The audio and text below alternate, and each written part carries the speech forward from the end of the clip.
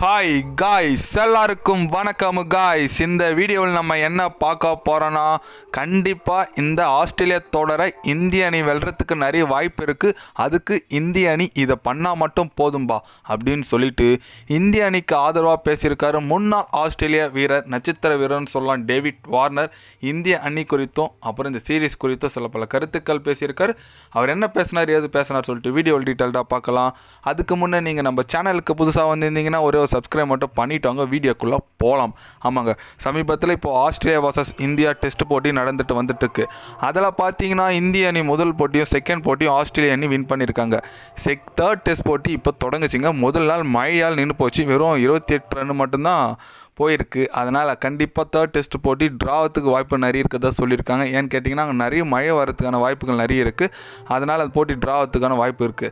அது குறித்து நம்ம டேவிட் வார்னர் என்ன சொன்னார்னு கேட்டிங்கன்னா, கண்டிப்பாக இந்திய அணி ஒரு வலுவான அணி தான், அதில் எந்த விதமான சந்தேகம் இல்லை. அவங்க சில பல தப்புகள் பண்ணுறாங்க, அதனால தான் தோக்கத்துக்கு முக்கிய காரணம்.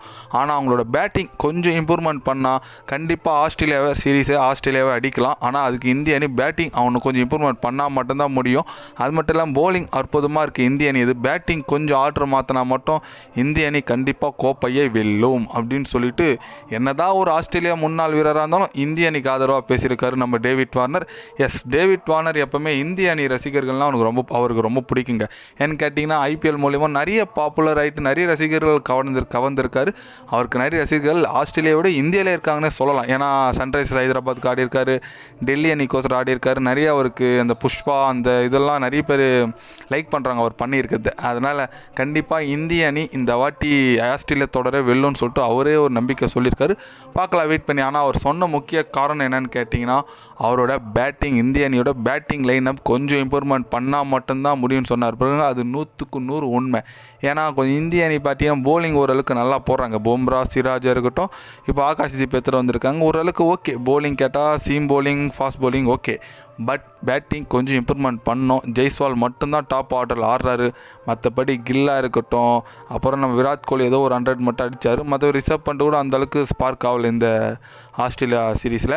அதனால் அவர்கிட்டலாம் நிறைய எதிர்பார்க்குறாங்க. கண்டிப்பாக இந்திய அணி வெயிட் பண்ணி பார்க்கலாம் எந்த மாதிரி ஒரு பெர்ஃபார்மன்ஸ் பண்ணுறாங்கன்னு சொல்லிட்டு பொறுத்திருந்தால் பார்க்கணும். பட் பேட்டிங் ஆர்டர், ஏன்னா இந்திய அணி என்ன டீம் செலெக்ஷன் பண்ணுறாங்கன்னே தெரியலங்க. ஏன்னா ஃபஸ்ட்டு மேட்ச் பார்த்தீங்கன்னா வாஷிங்டன் சுந்தர் ஆனார், செகண்ட் போட்டி பார்த்தீங்கன்னா ரவிச்சந்திரன் அஸ்வினார், தேர்ட் போட்டி பார்த்தீங்கன்னா ஜடேஜாராரு. ஆளுக்கு ஒரு மேட்ச் வாய்ப்பு தரேன், எதனா பண்ணுங்க அப்படின்னு சொல்கிற மாதிரி தான் இருக்குது. ஏன்னா ஒவ்வொரு மேட்ச்சும் ஒரு ஸ்பின்னரை மாற்றுதான்னு கேட்டால் எனக்கு சொல்கிறதுனே தெரியல. எனக்கு கண்டினியூ ஆடினா மட்டும்தான் அவங்களோட டேலண்ட்டை காட்ட முடியும். பரவாயில்ல, விடுங்க. இந்திய அணி ஏதோ பண்ணுறாங்களா சொல்லிட்டு வெயிட் பண்ணி பார்க்கலாம்.